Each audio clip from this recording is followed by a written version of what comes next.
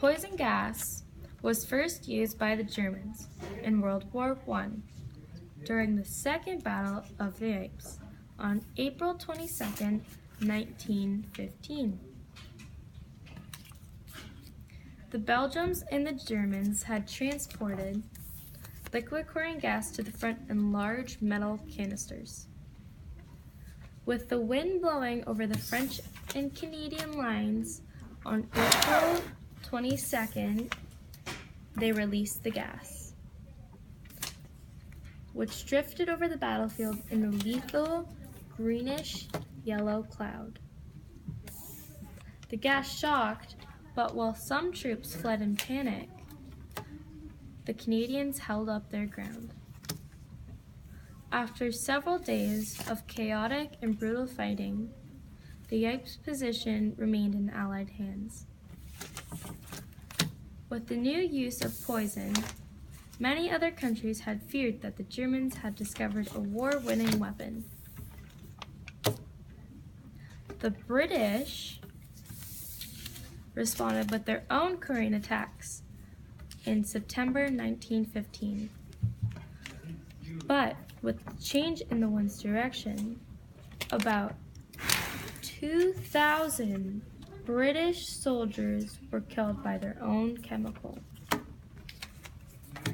By 1917, chemical shells, projectiles, and motors could deposit dense gas barges on enemy lines, or behind them on supply routes, reserve trenches, or gun batteries.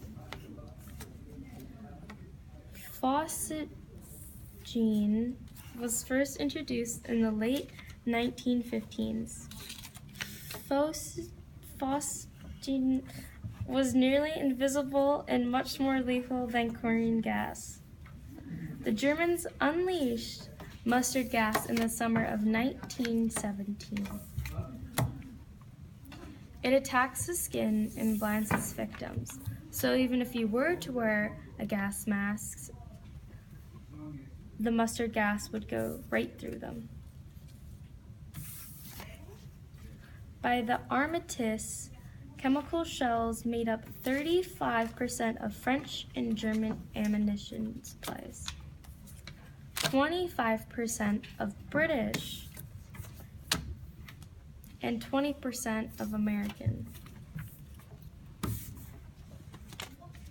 Tear gas was first used in 1914. Chlorine was first used in 1915. And phosgene and diphosgene mustard gas was first used in 1917. In the last year of the war, soldiers of all armies struggled across the battlefield and often choked on gas. There are approximately 1 million gas casualties to all armies during the war, 12,000 of them being Canadian.